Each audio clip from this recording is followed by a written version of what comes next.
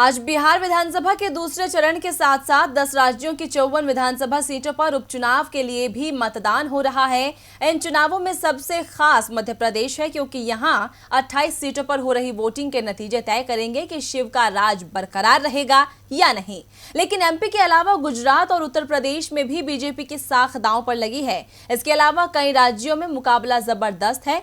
तो दूसरे राज्यों में कैसा है चुनाव का हाल, देखिए इस स्पेशल रिपोर्ट में।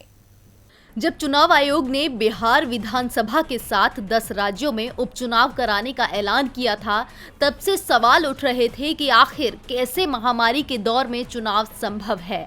लेकिन आज वो तारीख आ गई है जब बिहार के दूसरे चरण के साथ साथ 10 राज्यों की 54 सीटों पर वोटिंग हो रही है। सबसे ज्यादा मध्य प्रदेश की 28 सीटों पर मतदान हो रहा है। यहाँ उपचुनाव के परिणाम प्रदेश में किसी भी दल की सरकार बनाने में अहम साबित हो सकते हैं। प्रदेश की 28 विधानसभा सीटों के उपचुनाव में राज्य के 12 मंत्रियों सहित कुल 355 उम्मीदवार मैदान में हैं। वहीं एमपी के बाद दूसरे नंबर पर गुजरात है, जहां 8 सीटों के लिए वोटिंग हो रही है। गुजरात में भले ही ये चुनाव सत्ता के लिए निर्णायक नहीं है, लेकिन यहाँ बीजेपी की साख दांव पर लगी है। यही हाल उत्तर प्रदेश की 7 सीटों पर भी है। उपचुनाव सत्तारूढ़ बीजेपी के लिए प्रतिष्ठा का सवाल है, क्योंकि 2017 के विधानसभा चुनाव में इनमें से 6 सीटें उसने जीती थीं। अगर इन सीटों पर बीजेपी को जीत नहीं मिली तो 2022 विधानसभा चुनाव के लिए इसके निहितार्थ निकाले जाएंगे। ये उपचुनाव 2022 के विधानसभा चुनाव से पहले योगी सरकार की लोकप्रियता के आकलन की कसौटी होंगे।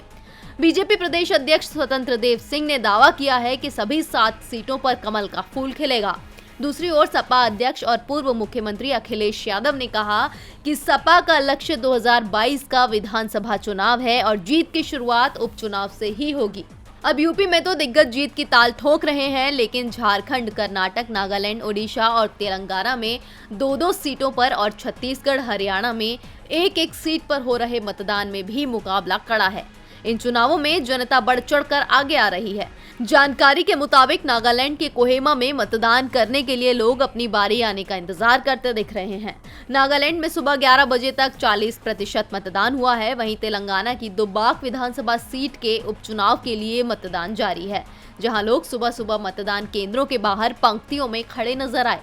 हैदराबाद से करीब 100 किलोमीटर दूर दुब्बाक में सुबह 7 बजे मतदान शुरू हुआ, जिसके शाम 6 बजे तक चलने की संभावना है। यहाँ 315 मतदान केंद्र बनाए गए हैं। अब 10 राज्यों में मतदान प्रक्रिया जारी है। देखना होगा कि शाम होते होते दिग्गजों की किस्मत का क्या फैसला होता है। डीबी लाइव की रिपोर्ट।